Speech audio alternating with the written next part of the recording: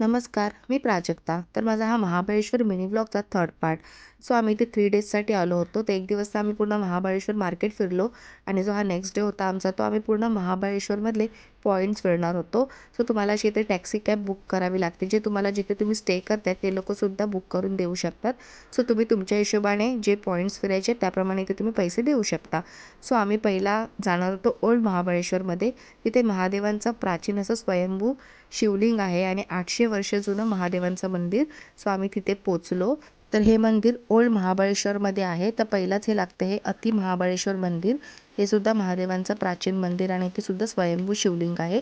So त्याचं आम्ही दर्शन घेतलं पहिला आणि इथे बघा समोरच दिसतंय हे महाबळेश्वर मंदिर. तर हे बाजूलाच आहे या मंदिराच्या. तर मंदिरामध्ये मोबाईल वगैरे अलाउड नाही आहे. तुम्ही इथे मुखदर्शनी घेऊ शकता जर लाईन वगैरे जास्त असेल तर. आम्ही गेलो होतो लाईनीत आणि हे बघा माहिती लावलेली आहे मंदिराची. आणि हे बघा समोर 800 वर्षांपेक्षा जास्त जुनं हे मंदिर आणि 1000 वर्षांपेक्षा जास्त जुनं असं हे स्वयंभू असलेलं शिवलिंग रुद्राक्षांच्या आकारामधलं. तर त्याचं दर्शन घेऊन खूप प्रसन्न वाटलं आणि आम्ही आलो बाहेर. तिथे प्रसाद वगैरे दिला होता आणि हे बघा बाहेरून महाबळेश्वर मंदिर.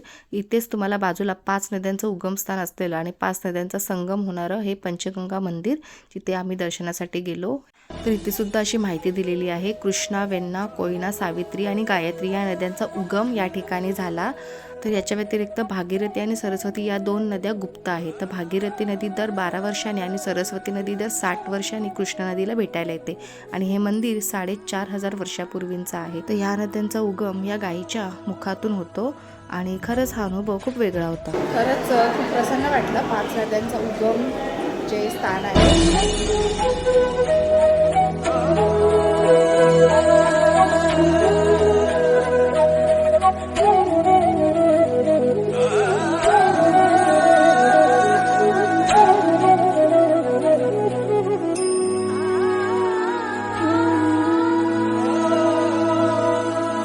तर तुम्ही ओल्ड महाबळेश्वरमध्ये आलात तर तुम्हाला हे महाबळेश्वर टेम्पल आणि जे पंचगंगा मंदिर आहे ते बघायला भेटतं. हे ओल्ड महाबळेश्वरमध्ये तुम्हाला ही मंदिरच बघण्यासाठी भेटणार आहेत.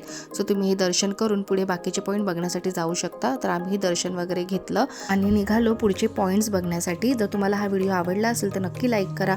आपण पुढचे पॉईंट्स पुढच्या पार्टमध्ये बघणार आहोत. असेच नवीन नवीन व्हिडिओ बघण्यासाठी माझ्या पेजला फॉलो आणि चॅनलला सबस्क्राईब करायला विसरू नका.